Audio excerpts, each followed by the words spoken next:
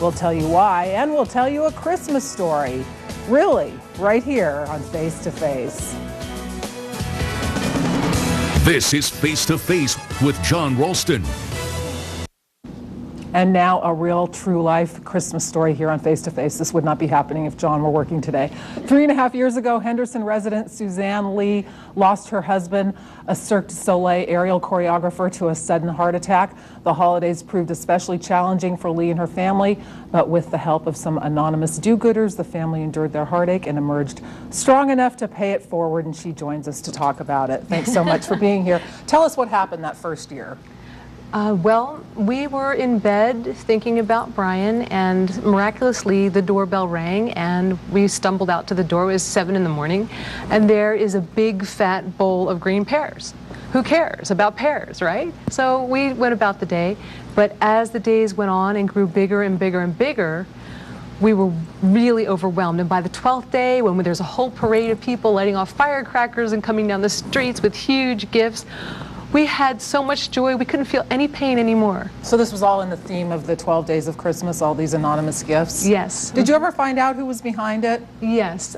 By about the 5th day, there were just little things that came out and we got to know, but it wasn't really until the 12th day when I saw all of them at my door that I knew. And what an amazing moment that was, to see all these people that had been loving and caring for you so much right there with you and know who they were, and they got to see you and know that you had benefited from what they did. It was amazing. So tell me what you did this year. Whoa. I hope we can show some pictures. The Las Vegas Sun's been following this, and they've been chronicling your travels. So tell us what you've been doing. Well, there's so much to say. Let's see. Well, for instance, on day 2, we dumped 50,900 Dove chocolate promises in front of a little school on top of big inflatable pool turtles, turtle doves. To share the idea of some surprise to come throughout the community. We just finished launching mochi balls, ice cream, 4 flavors, from Whammo snowball blasters that we found. People all over the country sending us the blasters. You gave a family a trip to Lake Las Vegas? We did. A family went out. There was a huge engagement. Evan and Amy got married. Oh, no, not yet, not yet. Ooh. They were engaged. The proposal, Michael E. Minden, Southwest Airlines flying them in, executive limo coming up to the door. And tell me about the family that you helped, that you send out to Lake Las Vegas. Oh, the Ramos family, a very special family, having endured a pretty difficult year. They lost a child. Yes, they last did. year. Same situation as me, actually. I could really relate to them. Very good people.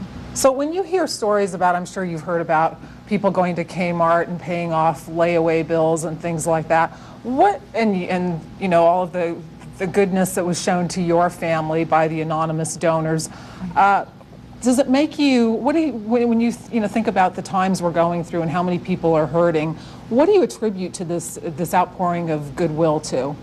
The more you suffer, the deeper your capacity to love.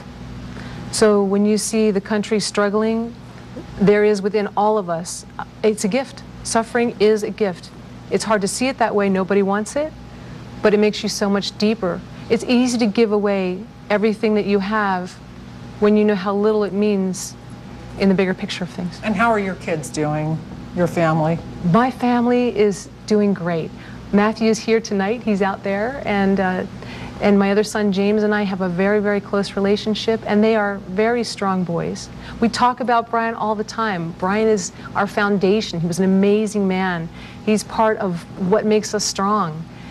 We've been truly blessed. And tell us a little bit about your plans for the rest of the week. We're not through with the 12 days of Christmas yet. I don't know. This is revealing big stuff here. Well, let's just say we're back with Evan and Amy tomorrow for something special.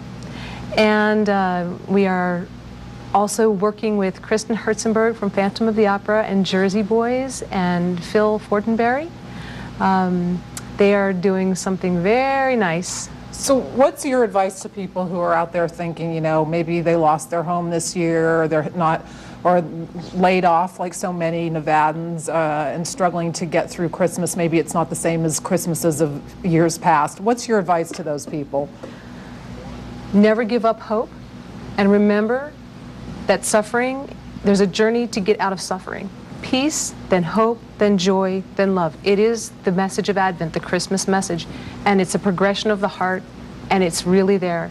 You have to pray to whatever you want to pray to. Pray for peace.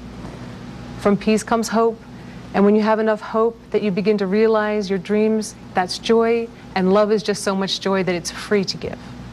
All right, Suzanne Lea, I'm sure, Suzanne Lea, we can learn a lot from your message. And that's about all the love and hope we're going to have for this Christmas season on Face to Face. On the next Face to Face, the process